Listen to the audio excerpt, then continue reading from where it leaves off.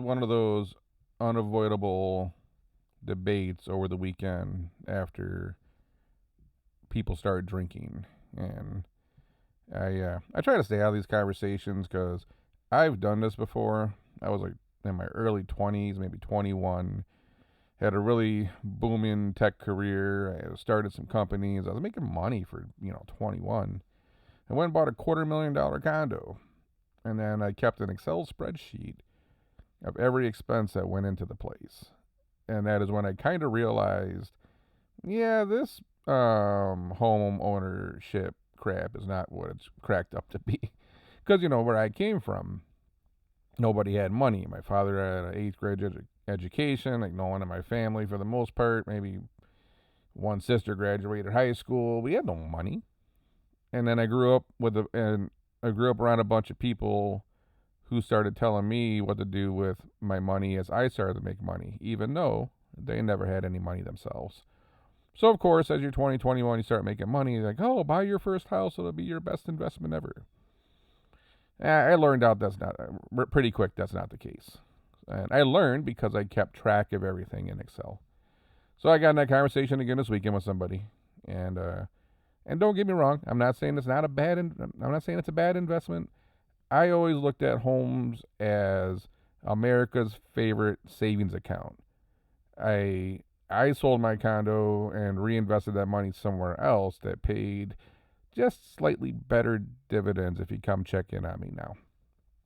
So again, this conversation this weekend, after the person gets done complaining about only having lager and not having a nice IPA beer, which I just did another episode on if you're a beer fan. Um, the thought was, I bought my home for $1 million and I'm gonna sell it for 1.25, and then 5 years I made $250,000, and I can't deal with that way of thinking. Everyone is always telling you how much money they made on their house. I bought it for 5 and I sold it for 550. I bought it for 3 and I sold it for 375 or 4. They literally think that just because they took what they bought it for and what they sold it for, that is the profit. If you've ever looked at commercial real estate, if you have commercial real estate leases, I have commercial real estate leases. When you look at how they got the CAM adjustment, right? Or if you're in a triple net lease, and you see how the expenses get broke down.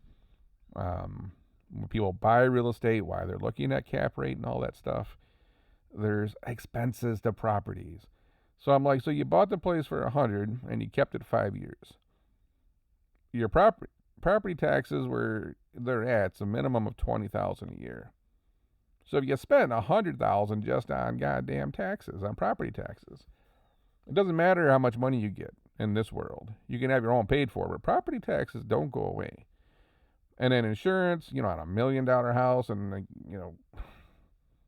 3 or 4 grand, probably. I'm throwing a number out there. Water, sewer, that number's probably light.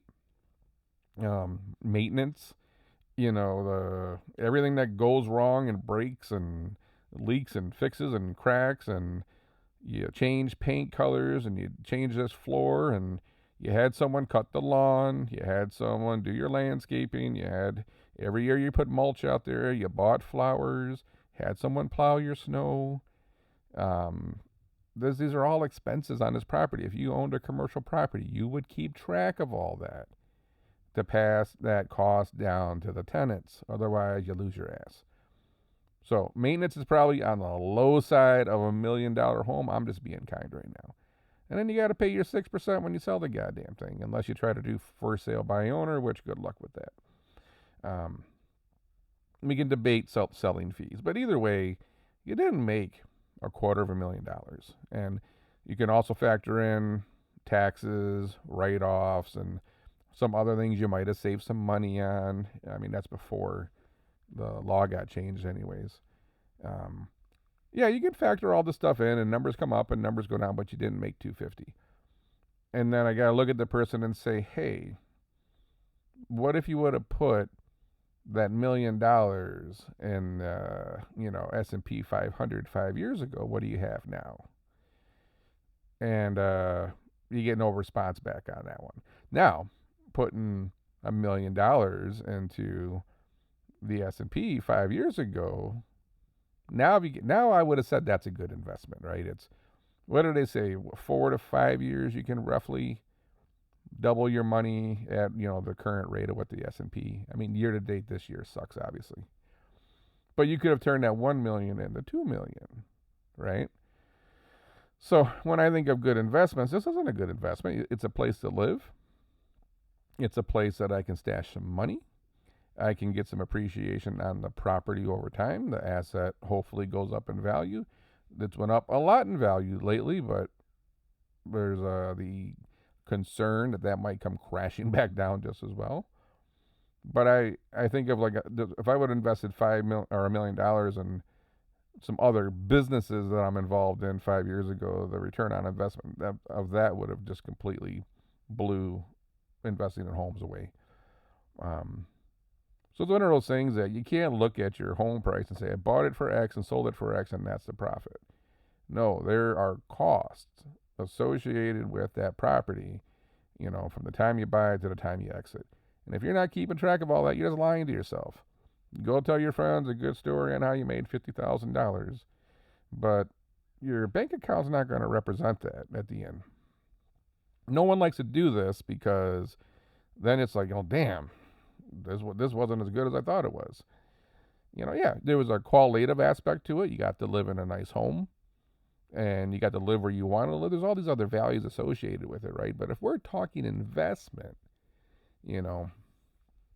price paid, price exit, and what the profit is, that profit wasn't 25%, buddy. If you really get granular about it and you think about every screw you buy, every bottle of Windex you bought to clean the windows, and every plant you planted, and the mulch, and the fertilizer you put down, and the weed, if you actually calculate everything that you put into the home, plus your time, which is a whole other episode, the amount of time it takes from you to maintain that home, I don't see homes as good investments. I like homes, and I will continue to buy them and have several of them, but I don't go into it thinking, yeah, great investment. The great investments I'm looking at are returning much higher rates of money than what homes are right now, without the headache, right? Homes are a pain in the ass.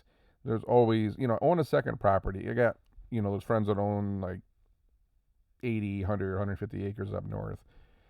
And then the first half of the year, school gets out, they spend June until like the end of July working on all the crap because they haven't been up there much. And then they finally get to enjoy their second home in August, and then their kids go back to school. Properties are a lot of work. There's things always breaking, things you're upgrading. Like, it's just work, and it's either your time or it's going to be your money to pay someone to do it for you.